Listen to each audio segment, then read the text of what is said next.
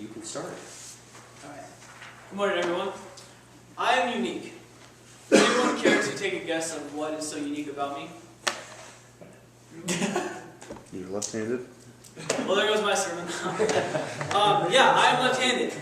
I'm different than the majority of the people here. How many people here are left-handed? Proudly so. Yeah, just a small number. So we are unique. I'm unique. I do things a lot different than many people here. I eat different. I eat with my left hand. I write different. I even kick different. I use my left foot to do that. And I even cut paper different. I have to use scissors. Sometimes it is harder than it looks, let me tell you. That is true. So, I want to give you guys a few facts about left-handed people. There are between 10 to 20% of people on the earth are left-handed. According to research done at St. Lawrence University in New York, there were more left-handed people with IQs over 140 than there were right-handed people. So lefties are smarter. Left-handers adjust more readily to seeing underwater. Left-handers use the right side of the brains the most. August 13th is National Left-Handers Day, so we have our own day. 5 out of the last 7 presidents have been left-handed. Left-handers excel particularly in tennis, baseball, swimming, and fencing. And left-handers have been able to learn to drive better than right-handed people. And according to the Journal of Nervous and Mental Diseases, the brain of left-handers processes emotions differently than those of right-handed people, and are more susceptible to negative emotions such as anger. So those are just a few things I found. Some of the things I was looking at were pretty crazy, and I was like, that is nonsense to put in there, but they're probably true, so. How many of you know of a man named Nick Vujicic?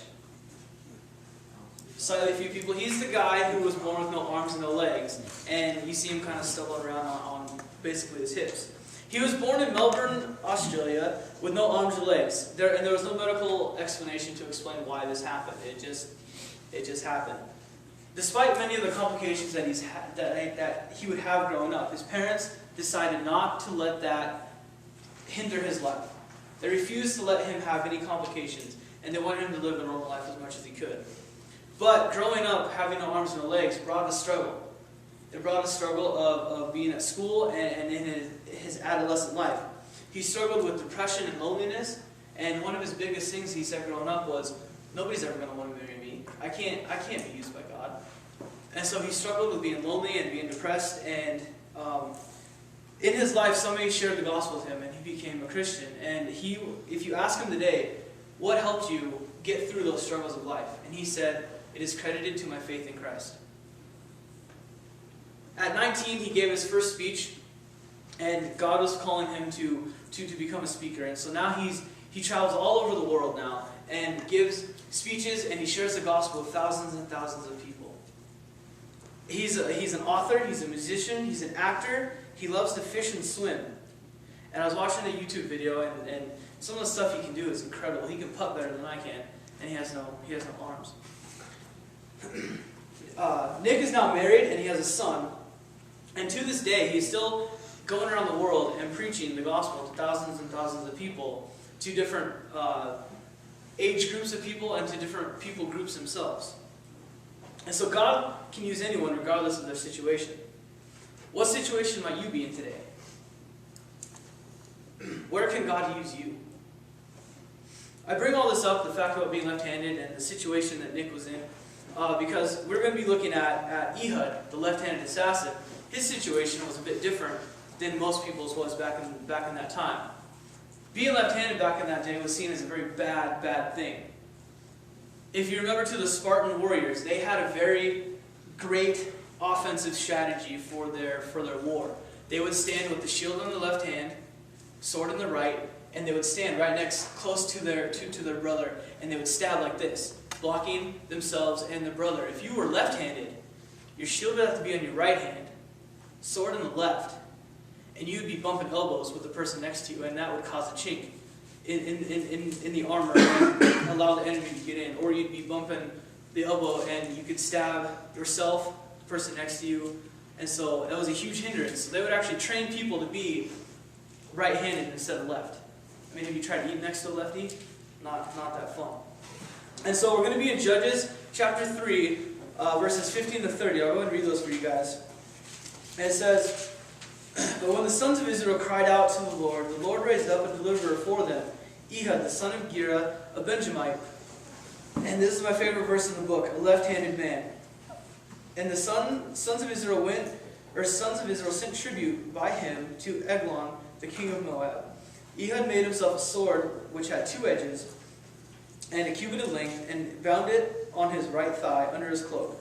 He presented the tribute to Eglon, king of Moab. Now Eglon was a very fat man. It came about when he had finished presenting the tribute, that he sent away the people who carried the tribute. But he himself turned back from the idols which were at Gilgal, and said, 'I have a secret message for you, O king.' And the king said, 'Keep silence!' And all who attended him left. Ehud came to him while he was sitting alone in his cool roof chamber. And Ehud said, 'I have a message from God for you.' And he arose from his seat. Ehud stretched out his left hand, took the sword from his right thigh, and thrust it into his belly. The handle also went in after the blade, and the fat closed over the blade, for he did not draw the sword out of his belly. And the refuse came out.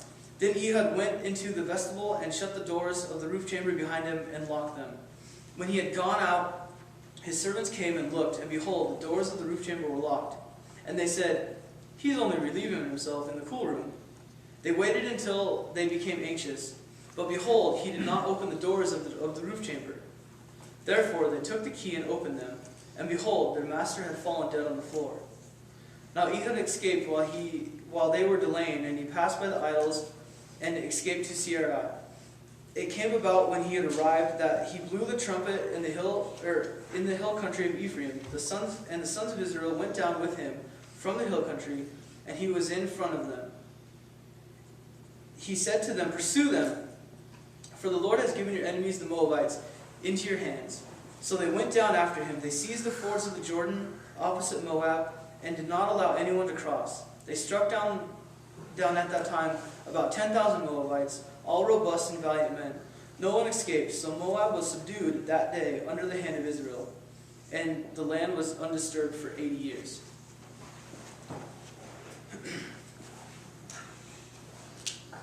So we can see from these verses that Ehud was different. It didn't say that God raised up a right-handed man. It says he raised up a left-handed man, someone who was different from everybody else. And what I'm getting across to you guys today is that God can use anyone regardless of their situation. God can use anyone regardless of their situation. You might be asking yourself, how does my situation allow me to be used by God? You might be thinking to yourself, oh, I'm in a wheelchair. I can't do anything. I'm sick all the time. I can't go out and visit with people. I'm just a normal person. Well, God gives you opportunities to be used by Him. Before we get too far, I just want to give you guys some context of who Ehud was, the situation that Israel was in, or their state that they were in, and a little bit of information about King Eglon. First, Ehud, said son of Gera, he was a Benjamite, so he's from the tribe of Benjamin. And in Judges 20, verses 15 to 16, it says that there were 26,000 warriors, and of those warriors, there were 700 choice men who were left-handed, and they could sling a stone and hit a hair every time without missing. So Ehud was probably one of these 700 men who was very great and skilled being left-handed. Israel's state at this time was not good. It says that they were crying out to the Lord. In verses 12 and 13, it says that they were doing evil in the sight of the Lord. The first judge had died, and so they're like, oh, we're free again. We can do whatever we want to. And so through them doing this, God raised up Eglon to be their punishment for them rebelling against God. And King Eglon was king of the Moabites, and he comes in and takes over Israel as their punishment, like I said. And he is just very consumed with himself. He's a very fat man. Picture in your mind, if you will, somebody like Buddha. Someone who's big, round, doesn't move a lot, only wants food. It mentions it in the scripture that he's in the cool roof chamber a lot. And so we have a visual of just kind of what he looks like, just sitting around all day doing nothing. So there's just a little context of what's been going on. And looking at 3 opportunities that Ehud had in this story to be used by God. The first opportunity is to follow, the second opportunity is to deliver, and the third opportunity is to lead. The first opportunity we're going to be looking at is his opportunity to follow. So Ehud's opportunity to follow. And this is in verses 15 and 16. It says, the people of Israel cried out, the Lord raised up for them a deliverer, Ehud. And then 16, Ehud made himself a sword with 2 edges and a cubit in length, and he bound it to his right thigh under his cloak. He presented the tribute to King Eglon, and it says that he was also a very fat man. So we see in these verses that Israel had cried out in verse 15. They're crying out to God, hey, rescue us from this evil king. Rescue us from this one who is making us do all this work, who only cares about himself. He doesn't care about any of us. Help us, God. And so God's like, okay, you guys are at the point now where you need me. You've turned from your evil ways and you want my help again. So he raises up Ehud to be the deliverer for them. And so we see that Ehud's situation was definitely very different. He had a choice by being raised up by God and being called by God. He could have said, no, I'm not going to do that. I don't want to be used by God. I'm not able enough. I'm not the right man for the job. I can't do it. But he chose to follow God's calling. He chose, okay, I might be different, but God can still use me regardless of my situation. And so he took 2 actions by him making this choice to follow God. The first action is we see his actions in verses 16 and 17. The first action, he makes himself a 2-edged sword. Now, this is the best thing I could get to kind of give you guys a visual, but just imagine another edge of the sword up here, and it says about a cubit in length, so about that size. And so it's more like a dagger.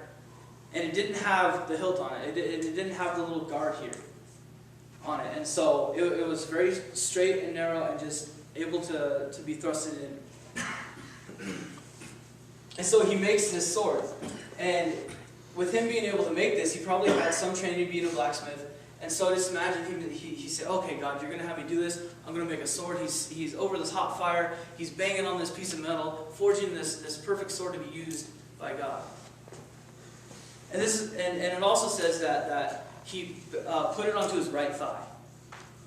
And this is important because he was left-handed, so that would give him ease to draw it out. And when he went to the palace, the guards would check his left side because people were right-handed. And so they would check his right side, or his left side more than they would his right. Because him being left-handed, he'd have to reach over here to pull out the sword and go like this. The second action that we see is that he takes the tribute to the king. Now, this is important because if he wasn't in charge of this tribute, he would not have gotten close to the king. He would not have been able to be in the same room with him. He would have been of no importance. And so the people elected him to take this tribute. And this tribute happens once a year. It's an annual tribute to the king of either gold or produce from the land. You know, something like that. Just say payment to the king. And so Ehud, he takes the opportunity, he takes action to follow what God has him to do. And in this story, there's going to be a lot of little things that are going to be pointed out that are of huge significance. Just like it says that he bound it to his right thigh, that he was left-handed, that the king was very fat. This stuff plays a huge role later on in the story. In my life, I had an opportunity during my junior year, going to my senior year, the summer, to go to Africa. God presented the opportunity. I didn't want to go. I said it smelled bad. The water's horrible. There's parasites. I can't do it. It's hot over there. I don't want to. But God had other plans. And I took action. I got my passport. I was like, okay, God, this is the first thing. If I get my passport, I'm going. Well, I got my passport, got my shots. The next thing I was on a plane over to Africa. And I was used by God. I was able to share the gospel with people and lead them to Christ. Was it hard? Yeah, it was very hard. But God can use anyone regardless of their situation. Do you feel like God is calling you to something? Do you feel like He's leading you in a certain direction? Could it be at a church doing an internship? Could it be taking over a church, becoming a pastor? Could it be sharing the gospel with somebody at work? Or somebody in your family? If you think that your situation that you're in right now, I'm not able, I'm not ready, I'm not willing, God can use you regardless of your situation. You just have to follow God. So we've seen the first opportunity that Ehud had, and that was to follow God. Now we're going to be looking at the second opportunity that he had, and that is to deliver. Ehud's second opportunity is to deliver. We see this in verses 18 through 25. And this is a very crucial part of the story. And it says, "It came about when Ehud had finished presenting the tribute that he sent away the people who carried the tribute. But he himself turned back from the idols of Gilgal and said, 'I have a secret message for you, O king.' And the king said, 'Keep silence.' And all who attended him left. Ehud came in while he was sitting alone in the cool roof chamber, and Ehud said, 'I have a message for you from God.' And the king arose from his seat. Ehud stretched out his left hand, took the sword from his right thigh, and thrust it into his belly. The handle also went in after the blade, and the fat closed over the blade. For he did not draw the sword out of his belly, and the refuse came out. Then Ehud went into the vestibule, shut the doors of the roof chamber behind him, and locked them. When he had gone out, his servants came and looked, and behold, the doors of the roof chamber were locked. And they said, 'He is only relieving himself in the cool roof room.' And they waited until he became anxious. But behold, he had not opened the doors to the roof chamber. Therefore they took the key, opened them, and behold, their master had fallen dead." In these verses, we see that Ehud follows through with his opportunity to follow God by delivering Israel. He kills the king and delivers him from the evil man.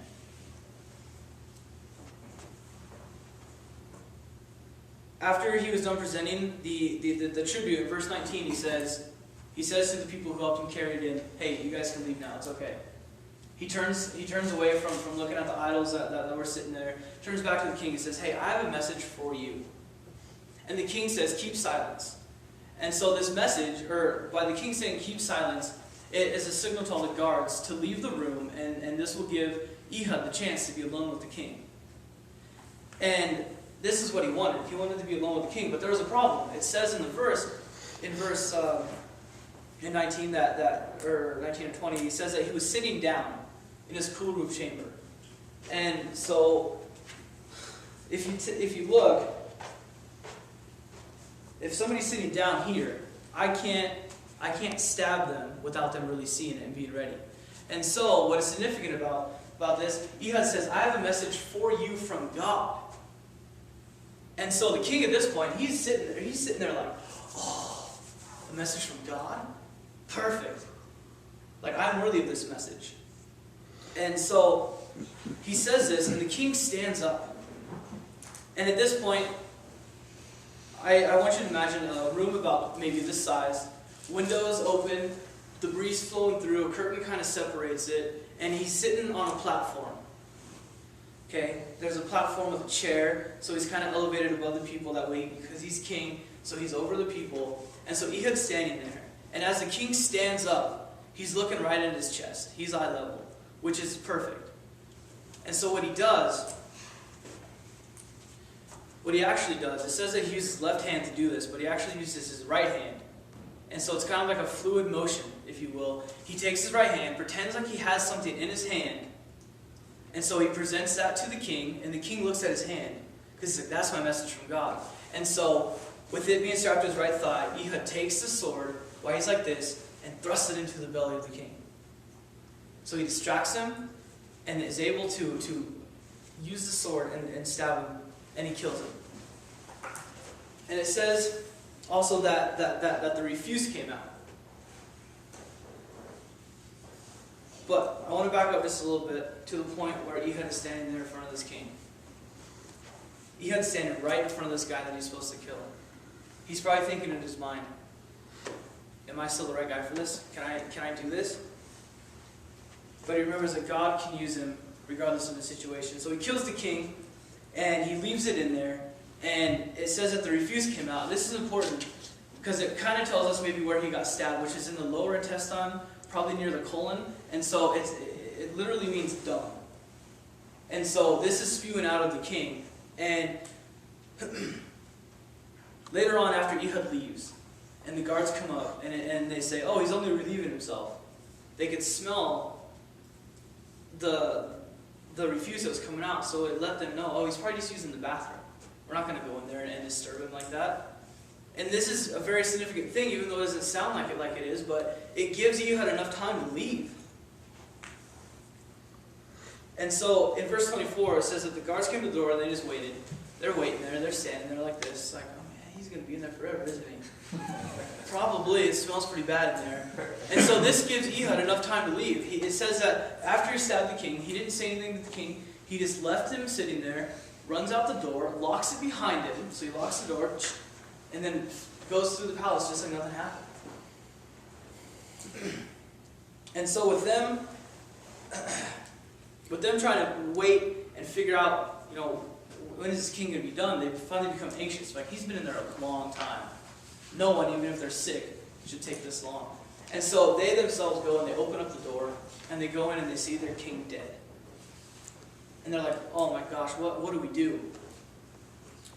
This reminds me of a story of David and Goliath. David, being a small shepherd boy, goes to where the Israelites and the Philistines are battling, and he goes up against Goliath. And before he goes out there, the people tell him, David, you're not able to do this. You can't kill this guy. He's a giant. You're just a small shepherd boy. Your situation won't allow you to do this. But David remembers that God can use anyone regardless of their situation. So he goes out there and kills the king. He delivers Israel from the Philistines.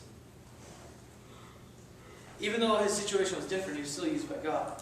If you remember back to Nick, him going around and sharing the gospel, people sometimes don't even want to look at somebody like that. But he is delivering this message of the gospel that Jesus Christ died for our sins, paid the price that we deserve, so we don't have to be separated from God. All we have to do is place our trust in him, and we will be with God forever. And so Nick is delivering this message of the gospel. I mean, we see Old Testament passages of these men delivering Israel from these other armies, and that's kind of what is happening here. And the situation that he had was definitely very different. But he was still used by God. You might be thinking of ways that you can be a deliverer. You might be thinking of taking the opportunity to share the gospel with somebody for the first time.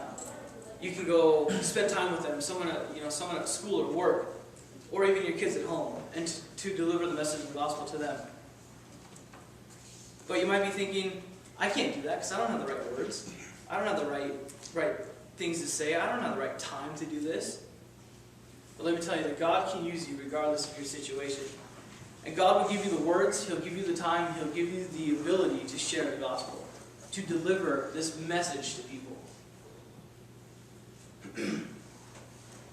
And so far we've seen two opportunities that Ehud has had, and that's the opportunity to follow and an opportunity to deliver.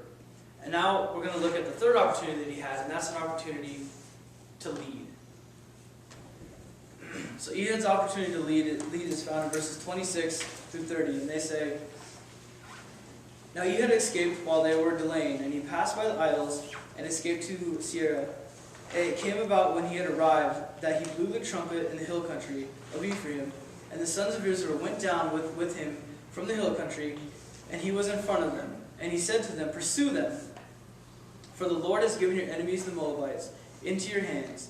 So they went down after him and seized the fords of the Jordan opposite Moab, and did not allow anyone to cross. They struck down at that time 10,000 Moabites, all robust and valiant men. And no one escaped. So Moab was subdued that day under the hand of Israel, and the land was undisturbed for 80 years. So after he had escaped the palace, he runs past the idols, he runs through the temple, and he goes up to the hill country of Ephraim. He's running up this hill, probably out of breath. He's running up here. He gets the opportunity to blow this trumpet to signal all the troops coming. While he's doing this, he's like, wait, can I lead these people? I mean, I've done this thing. I followed God. I've delivered them. I killed the king. But now God wants me to lead these people into a war? into a battle? Can I do that? Am I the man for this job? But we need to remember that God can use anyone regardless of their situation. And in verse 27, we see that he was in front of them leading the charge. He's like, yeah, I can be this leader. I can do this. And so he's the first one running down that hill. And after him is this huge horde of men with pitchforks, with rocks, with tree limbs. And as they're running, there's dust going on behind them, and they're running down to the city.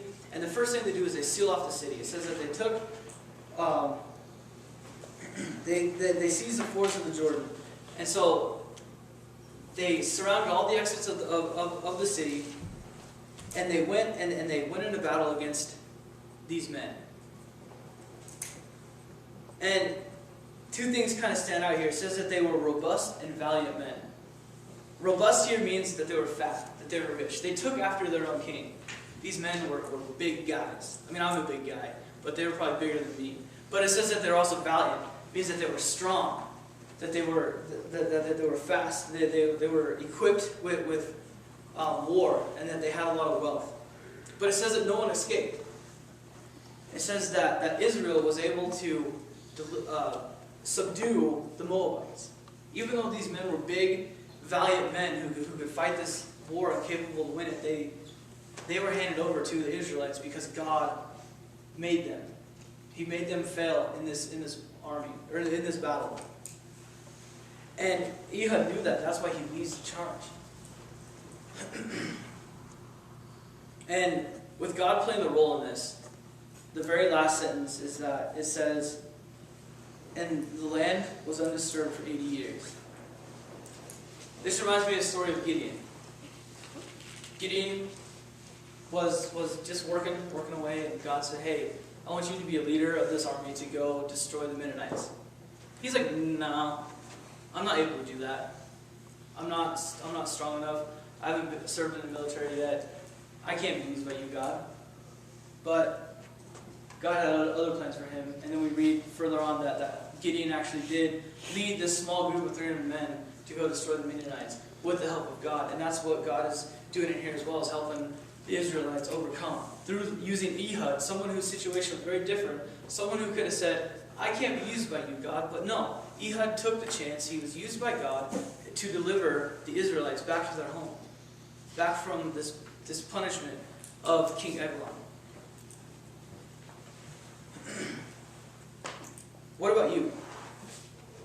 Do you feel like God is calling you to be a leader?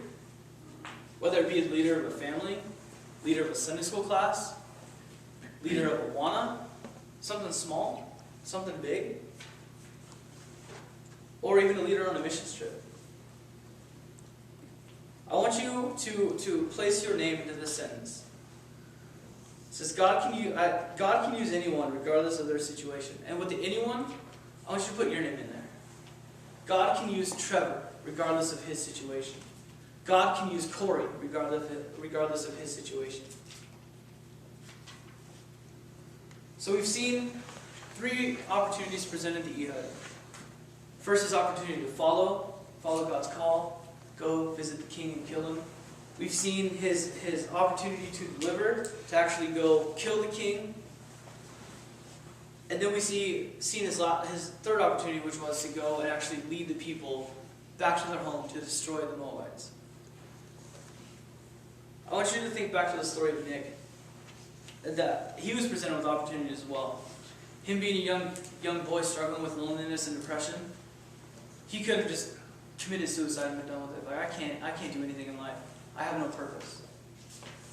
Ehud could have rejected God's opportunity for him to follow and to deliver the Israelites. David could have said, no, I'm not going to go face this giant. Gideon could have said, no, I'm not going to lead. I could have said, no, I'm not going to become a pastor or a youth pastor. But when God gives you an opportunity to follow, we have to take it. We have the same opportunities like Nick does, like Ehud had, like Gideon had. We have this opportunity to become this great leader and be used by God. We just have to follow that first initial calling by Him. It says, go. And so we have to just listen to that and be like, okay, God, I'm going to go. Even though I'm not good enough, I'm not fast enough, I don't have the right words. We have to listen to what He says.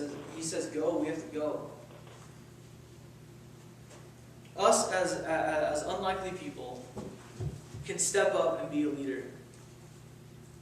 And we can receive many blessings from God. These blessings might not come in this lifetime, but they will come later on in glory.